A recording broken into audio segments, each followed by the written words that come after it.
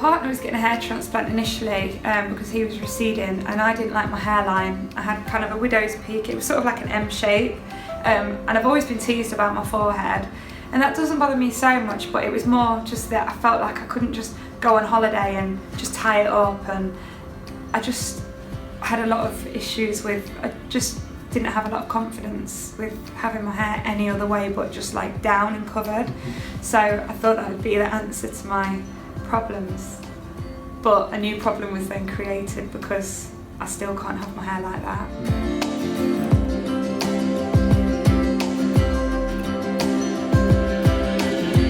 I feel with the results of my FUE transplant, I feel really self-conscious. I feel that when people talk to me, they talk to my hairline and not to me. I'm quite open about it, so I think that's made it a lot easier, is that I just tell people I've had it done and it looks rubbish. So yeah, it's affected my confidence a lot, but knowing that I was coming to the Maitland Clinic it relaxed me a lot because I knew I was going to get it fixed. I do kind of say to people, oh, my hair's a bit of a mess because ... and tell them, but I find a lot of the time I've been having 2 grips, and I grip this front bit down like that to cover it, and it's like I shouldn't have to do that after I've just had a hair transplant. I thought it would get better in time, but it hasn't.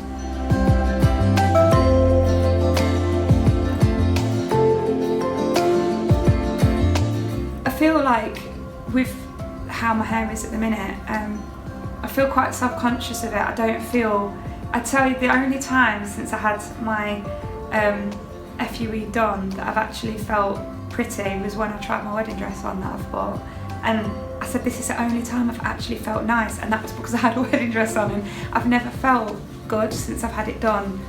There's been a few tears, and it's hard to understand unless you go through it, and I know for people that want hair restoration in the first place, they can have a lot of problems with it, but then imagine having it done and it not looking right. Like, you're just angry with yourself for doing it, but then you've got another problem then. So luckily I've found somewhere that will fix it properly. But yeah, I've been really conscious, like thinking, oh, if I don't get this fixed, my daughter's going to grow up and she's going to think I've got weird hair, and all things like that go through my head. And obviously our wedding day as well. I know it's only one day, but I want to feel nice. I don't want to be having to cover it if I don't want to.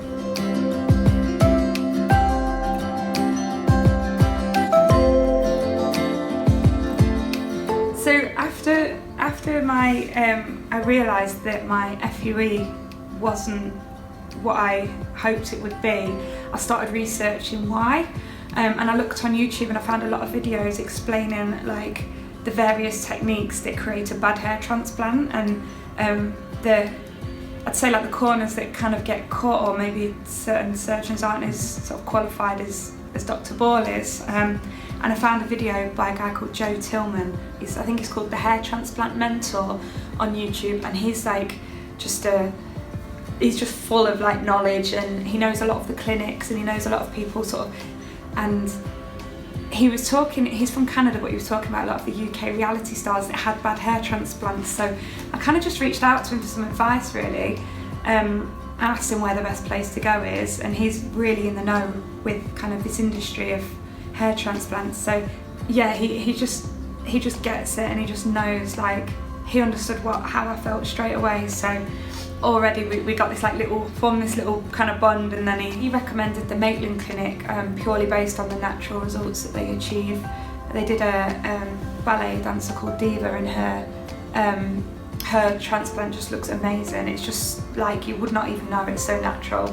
So that's the reason that I chose this clinic, was because of the natural results.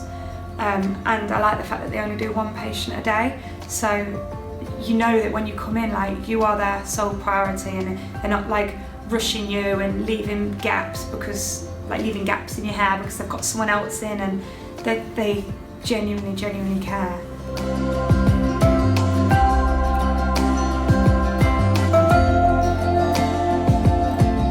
So I've come here today to fix the problem that was then created when I had it done, which is that it looks really unnatural, it's too straight. I've got a lot of multiple hair grafts in my hairline, and I feel that it wasn't, obviously my hairline has been, my forehead's been reduced, but now my hairline just looks fake, so I've still got a problem.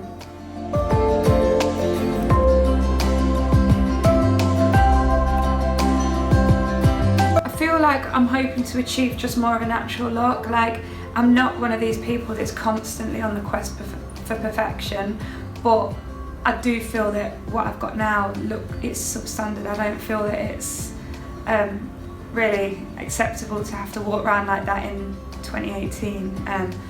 So I'm just hoping for just, you know, I said to Dr. Ball, even 5% is going to be better, and he said it's going to be a lot better than 5% better. So yeah, I think I just want to look more, it to look more natural.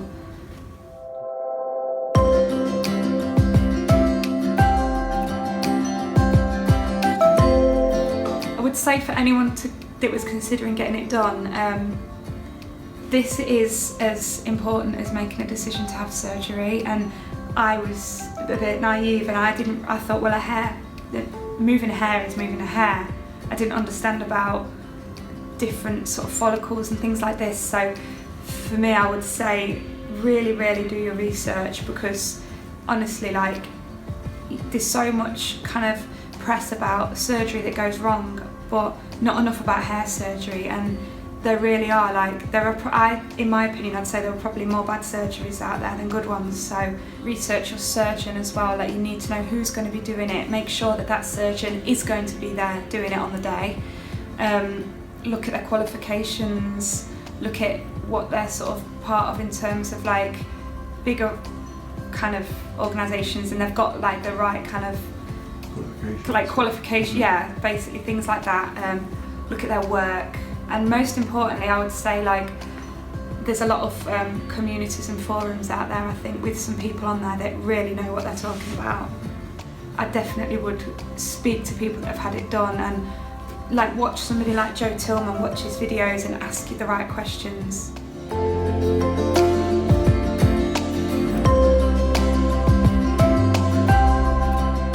I feel like I've learned quite a lot from my first surgery.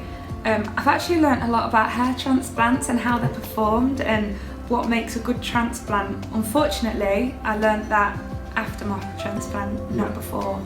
I'm disappointed in myself in a way, because I'm very up to date with things like, I'm very interested in other kind of like surgery, cosmetic surgery. Not that I've like had loads or anything, but I find it interesting. So for me not to have researched this properly was a bit of an error on my part.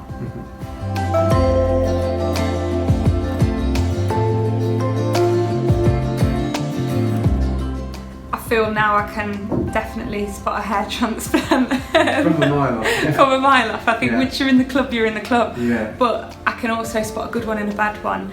And I've learnt a lot about naturalness. I've learnt a lot about how they create a natural hairline, and to be honest, I think that is the most important thing. And I think a lot of clinics just focus on volume, getting people in and out and making money. And what I liked about Dr. Ball and the Maitland Clinic's approach was that they really, really care from your consultation and everything, and they explain and educate you in exactly what they're going to do. So for naturalness and the results that I want to achieve, like, I feel like I'm in the best place now.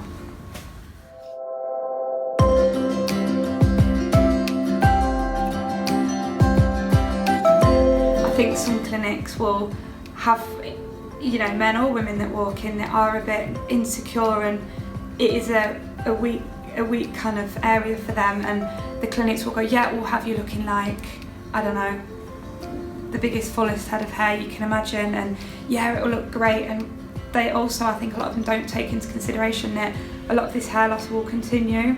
So I've seen cases where people have had hair transplants, then the hair loss will continue, and they're left with just a strip of hair across the front. So I think a good surgeon, a good doctor will always look at not just now what's going to look good next week or next year, but what's actually going to look good in like 5 or 10 years. Yeah. So all these things are like really important to look at.